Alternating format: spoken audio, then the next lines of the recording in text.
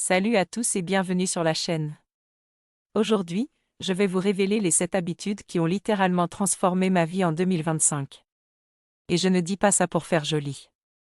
Il y a un an, je me levais tous les matins avec cette sensation de vide, je procrastinais surtout, je scrollais des heures sur mon téléphone et je me sentais coincé dans une routine qui ne menait nulle part. Aujourd'hui, je me réveille motivé, je termine mes projets, je gagne plus d'argent et surtout, je me sens enfin fier de qui je suis. Et le plus fou?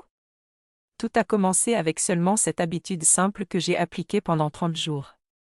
Pas de magie, pas de pilule miracle, juste des actions concrètes que n'importe qui peut copier. Si vous êtes prêt à devenir la version 2.0 de vous-même, restez jusqu'à la fin de cette vidéo. Je vais tout détailler, avec des exemples concrets, des erreurs à éviter et même un plan d'action gratuit à la fin. Avant de commencer, dites-moi en commentaire, quelle est l'habitude que vous avez le plus de mal à tenir en ce moment? Likez la vidéo si vous êtes motivé et abonnez-vous pour ne rien rater des prochains conseils qui changent la vie. On va diviser ça en 2 sections. Dans la première section, je vous parle des 4 premières habitudes qui posent les bases solides. Dans la deuxième, on passe aux 3 habitudes avancées qui font vraiment la différence sur le long terme. Prêt? C'est parti. Beaucoup de gens pensent que la productivité commence avec des applications compliquées ou des to-do listes interminables. Faux. Tout commence le matin, dès que vos yeux s'ouvrent. Moi, avant, je mettais 5 alarmes et je restais 45 minutes dans mon lit à regarder TikTok. Résultat, je commençais la journée déjà fatigué et en retard mentalement. L'habitude qui a tout changé, je me lève à heure fixe, même le week-end, et je suis un rituel matinal de 20 minutes maximum. Pas besoin d'être extrême comme ces influenceurs qui se lèvent à 5 heures du matin. Voici exactement ce que je fais. Dès que l'alarme sonne, je pose les pieds par terre et je bois un grand verre d'eau, ça réhydrate le corps après 7-8 heures de sommeil. Je fais 5 minutes de respiration profonde ou de méditation, juste en restant assis. Je bouge, une petite marche dans la maison.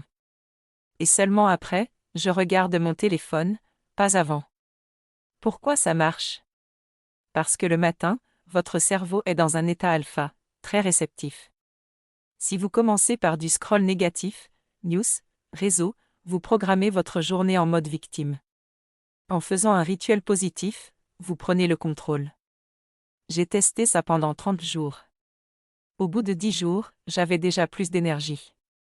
Au bout de 30 jours, je terminais mes tâches importantes avant 10 heures du matin.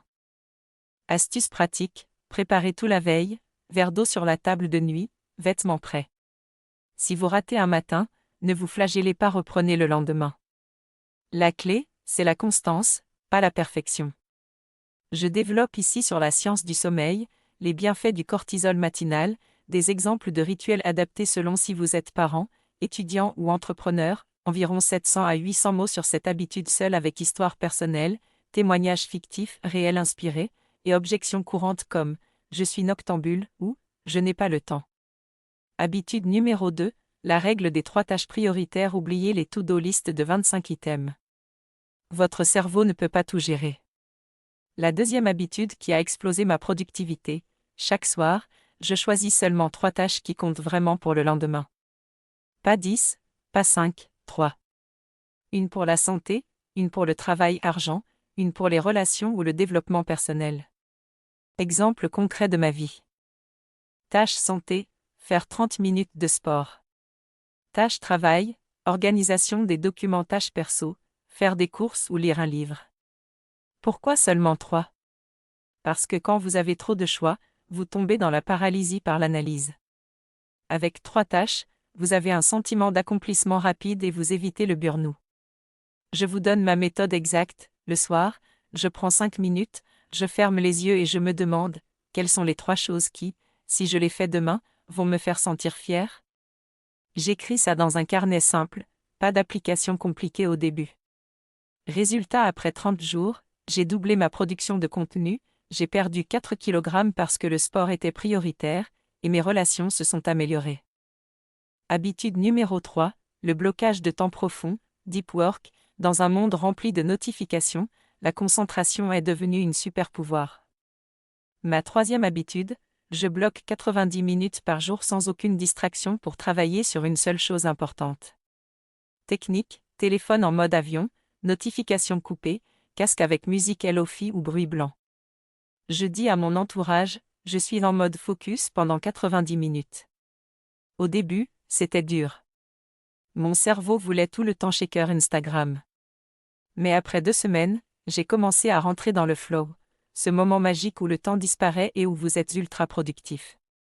Conseil pour débuter, commencez par 25 minutes, technique Pomodoro, et augmentez progressivement.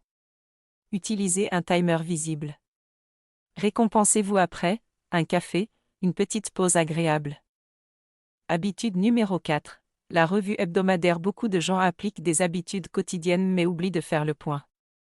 La 4e habitude qui a tout stabilisé pour moi, chaque dimanche soir, je fais une revue de 20 à 30 minutes. Je regarde, qu'est-ce qui a bien marché cette semaine? Qu'est-ce qui n'a pas marché et pourquoi? Quelles sont mes 3 priorités pour la semaine prochaine? Qu'est-ce que je suis reconnaissant? C'est comme un petit bilan d'entreprise pour votre vie personnelle. Ça évite de tourner en rond et ça crée un sentiment de progression constante. J'utilise un simple template dans mon carnet, 4 colonnes, victoire, échec, apprentissage, prochaines actions. Après 4 semaines de revue, j'ai réalisé que je perdais trop de temps sur les réseaux et j'ai réduit de 2 heures par jour. Résultat immédiat sur mon humeur et mes résultats. Habitude numéro 5. La pratique de la gratitude active, ce n'est pas juste dire « merci » en passant. Ma version, chaque jour, j'écris 3 choses spécifiques pour lesquelles je suis reconnaissant, et surtout pourquoi. Pas « je suis reconnaissant pour ma famille », mais « je suis reconnaissant d'avoir pu discuter 30 minutes avec ma sœur aujourd'hui, ça m'a fait sentir connecté. Pourquoi ça change tout? Parce que votre cerveau se focalise sur ce que vous lui montrez. Si vous cherchez les choses positives, vous en trouvez plus. Résultat, moins d'anxiété, plus de résilience. J'ai commencé ça pendant une période où je me plaignais tout le temps. Au bout de 3 semaines, mon entourage m'a dit que j'étais plus agréable à vivre. Et moi, je me sentais plus léger. Habitude numéro 6. L'entourage intentionnel. Vous êtes la moyenne des 5 personnes avec qui vous passez le plus de temps. Cette habitude m'a fait le plus peur, mais aussi le plus grand bien. J'ai commencé à évaluer mes relations. Qui m'inspire? Qui me tire vers le bas? Qui me donne de l'énergie? Je passe plus de temps avec des personnes qui ont déjà les résultats que je veux, même en ligne, podcast, livres, communauté. Et je réduis doucement le temps avec les personnes toxiques ou négatives. Exemple, j'ai rejoint un groupe de créateurs YouTube motivés. Ça a multiplié mes idées et ma discipline. Habitude numéro 7. L'acceptation des échecs comme feedback. La dernière habitude, et peut-être la plus importante, arrêtez de voir l'échec comme une fin, mais comme un simple feedback. Quand un projet que j'ai lancé n'atteint pas les résultats escomptés, au lieu de me dire que j'ai échoué, je me demande, qu'est-ce qui n'a pas fonctionné? Quelles leçons puis-je tirer pour améliorer la prochaine fois? Cette mentalité a fait que j'ai continué à travailler sur mes projets même quand les débuts étaient difficiles. Résultat, aujourd'hui mes projets progressent régulièrement. Et chaque obstacle rencontré est devenu une opportunité d'apprentissage, je comprends mieux ce qui fonctionne, j'ajuste ma stratégie et mes méthodes.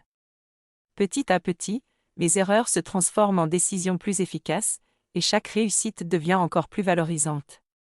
Voilà les 7 habitudes qui ont transformé ma vie en 2025. Ce n'est pas magique, c'est juste de la constance. Commencez par 1 ou 2 si tout ça vous semble trop. Faites-le pendant 30 jours et revenez me dire en commentaire ce qui a changé pour vous. Si cette vidéo vous a plu, likez, commentez, je commence demain, et abonnez-vous. Activez la cloche. Merci d'avoir regardé jusqu'au bout. Vous êtes capable de grandes choses. On se retrouve très vite. Prenez soin de vous.